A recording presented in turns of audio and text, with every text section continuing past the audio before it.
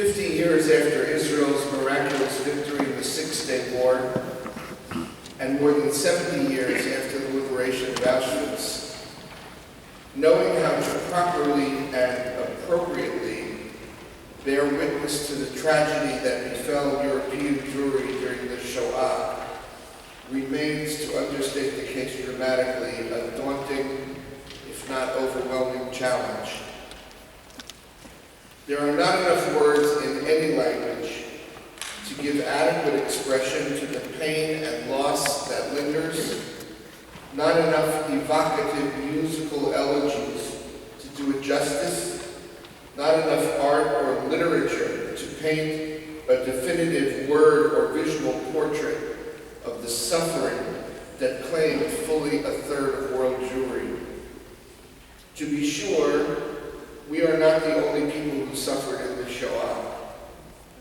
Between 250,000 and 500,000 Roma were murdered by the Nazis, as were gays and lesbians, people regarded as political subversives, the mentally and physically challenged, and many more. Nor are we the only people who have been victims of genocide. Tomorrow is, by coincidence, the accepted anniversary of the beginning of the Armenian genocide in 1915.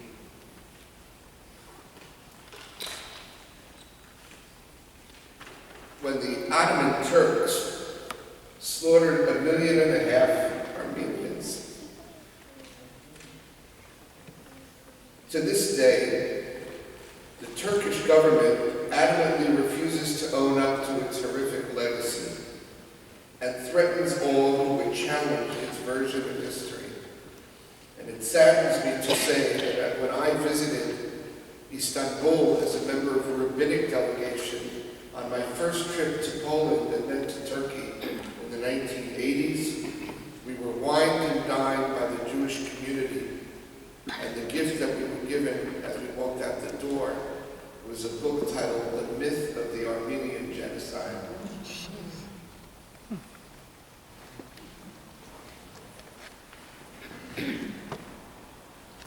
And of course, there is Rwanda, Sudan, the killing fields of Pol Pot, and for that matter, 500,000 Syrians who've been killed in the current civil war, some of them, as we know, too painfully gassed. We're not the only ones who have suffered, and to whom history has not been kind. It does us no service to be so impaired, so inwardly focused on only our own experience, as to be blind to the suffering of others. But on Yom HaShoah, it is vitally important that we also recognize that we are the only ones who have been the loudly and very publicly declared targets of a state-sponsored campaign of hatred, delegitimization, and ultimately genocidal mass murder that played out over 12 achingly long years as the world watched and watched and did nothing. At every stage, Hitler gauged the willingness of the West to challenge him on his treatment of Jews. And when he saw that they basically were not responding, and he had a free hand, he implemented in 1941 what came infamously to be known as the final solution. You can't get too much more out in the open than to have gas chambers and crematoria spewing smoke and ashes and stench for all to see and smell. But as the members of our congregational visit to Poland some years ago saw with their own eyes,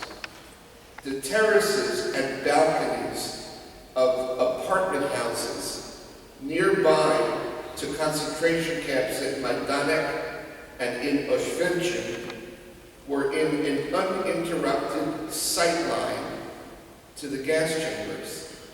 They knew. They all knew. And they did nothing.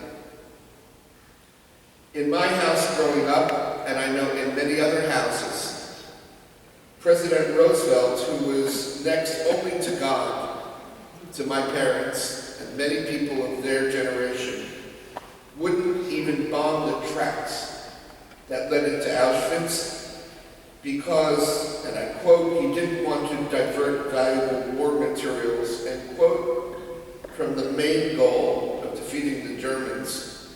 Our people were being slaughtered en masse. But a few well-placed bombs that could have literally derailed Eichmann's transports of Jews from all over Europe was too much to ask. Al ele ani bochia.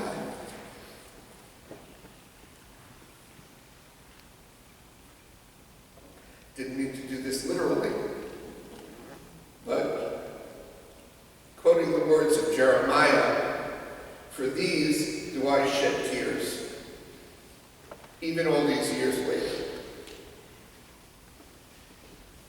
For the utter moral depravity of a world that, with few notable exceptions, let the Nazis carry out their campaign, I cry.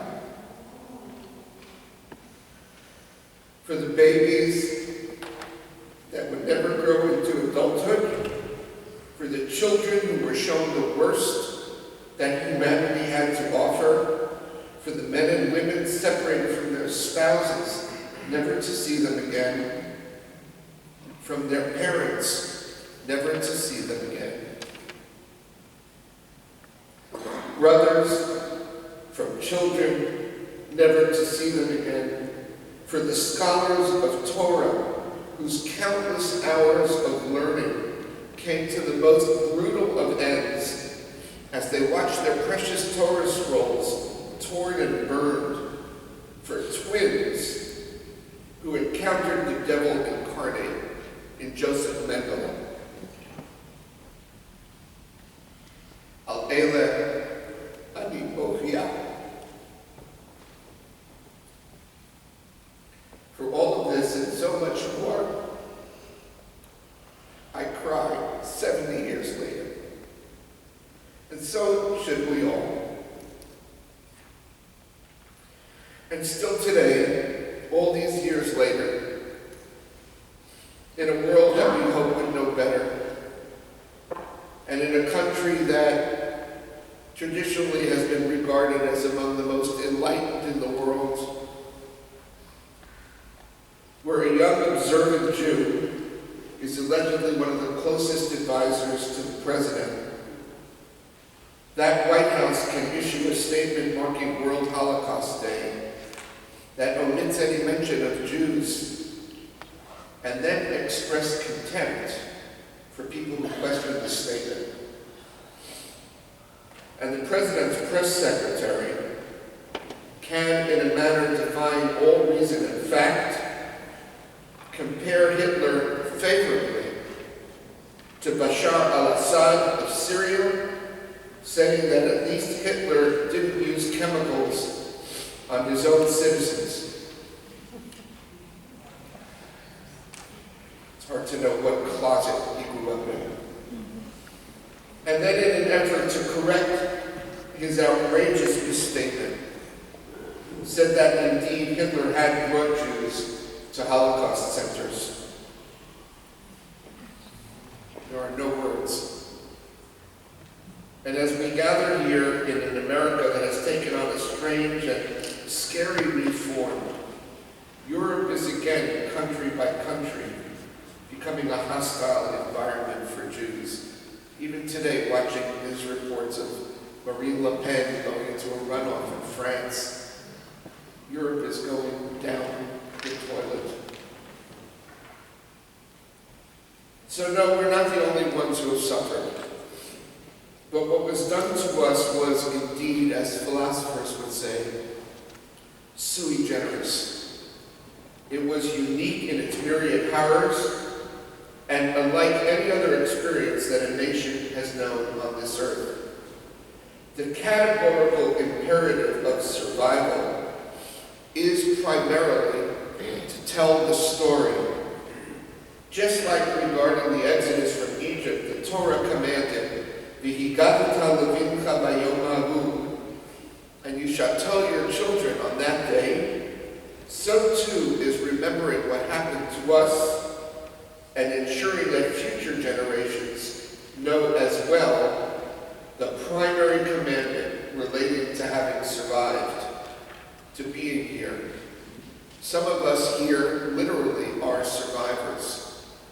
All of us who are here, metaphorically, at the least, are survivors. Because there, but for the grace of God, went we. If my grandparents had decided to linger for another generation in Russia, in Poland, in Romania, where I'm partly from, I wouldn't be here. None of us would be here. The number of survivors, literal survivors among us, is shrinking. And clearly, as evidenced by the White House's pronouncements, we cannot assume in any way that others will take this responsibility as seriously as we do. When the leader of the free world can have a spokesperson who talks about Holocaust centers, all bets are off.